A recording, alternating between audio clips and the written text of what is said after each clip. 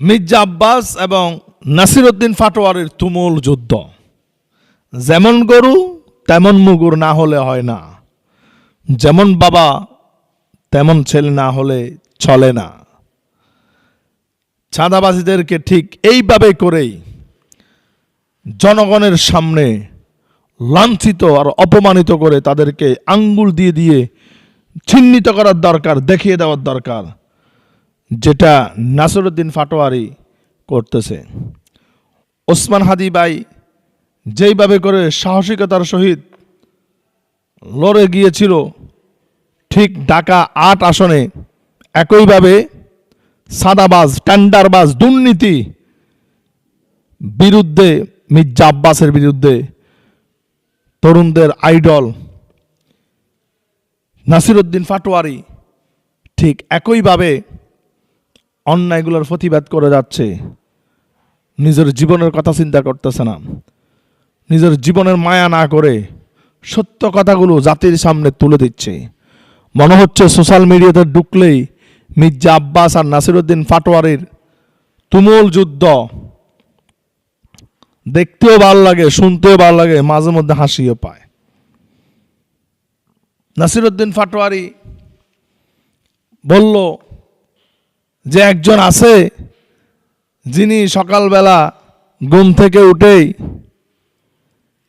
বিসমিল্লাহ শহীদ চাঁদাবাজি শুরু করে, টেন্ডারবাজি শুরু করে, দুর্নীতি শুরু করে।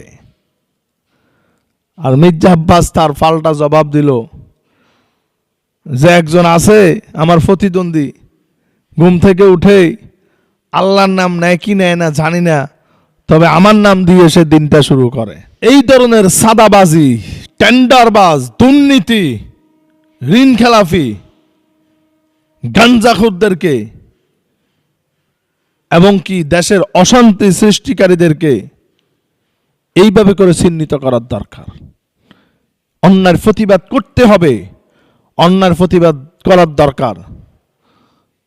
কুনতুম খায়রা উম্মাহ উখরিজাত লিন-নাস তা'মুরুনা বিল মা'রুফ ওয়া তানহাউনা আনিল মুনকার। আল্লাহ তাআলা বলে, আমি আখির নবীর উম্মতদেরকে সর্বশ্রেষ্ঠ উম্মত হিসাবে এজন্যই সৃষ্টি করেছি, কারণ তারা সৎ কাজের আদেশ দিবে, অসৎ কাজের নিষেধ করবে, ভালো কাজের আদেশ দিবে, খারাপ কাজে তারা বাধা দিবে। আমাদের সমাজে অন্যায় হওয়ার অন্যতম কারণ হচ্ছে আমরা প্রতিবাদ করি না। প্রতিবাদ না করার কারণে আজকে আমাদের সমাজের মধ্যে, দেশের মধ্যে, পরিবারের মধ্যে দিন দিন অন্যায়, অবিচার, জুলুম, অত্যাচার বেড়ে গিয়েছে। এজন্য আসুন, মোকাবেলা করার সময় ২৪শে জুলাই থেকে আমরা শিখেছি, যেই পর্যন্ত এই দেশে শান্তি না আসবে, শৃঙ্খলা না আসবে, ইনসাফ না আসবে, সেই পর্যন্ত আমাদেরকে হাল ছেড়ে দেওয়া যাবে না। রক্ত দিয়েছি, রক্ত আরো দেব, জীবন দিয়েছি, জীবন আরো দেব। এরপরেও আল্লাহর এই জমিনে, বাংলার এই জমিনে শান্তি আসতেই হবে, শান্তি আমরা ছিনিয়ে আসব। ভয় পেও না, আধারে আলো আছে, আড়ালে অন্ধকার সব পালিয়ে যাবে, তুমি উঠে দাঁড়ালে। তুমি একজন উঠে হুঙ্কার দাও, তোমার এই একজনের হুঙ্কারের সাথে আরো অসংখ্য হুঙ্কার জড়িত হয়ে যাবে, যুক্ত হয়ে যাবে। এর জন্য এখনই আর চুপ থাকার সময় নাই, আমাদেরকে প্রতিবাদ করতে হবে।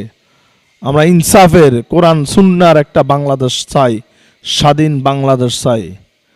প্রয়োজনে 2 বার বাংলাদেশ স্বাধীন হয়েছে, শান্তি আসে নাই, আরো একবার স্বাধীন হবে। এরপরও আমাদেরকে বাংলার জমিনের মধ্যে স্বাধীনতা আনতে হবে, ইনসাফ আনতেই হবে।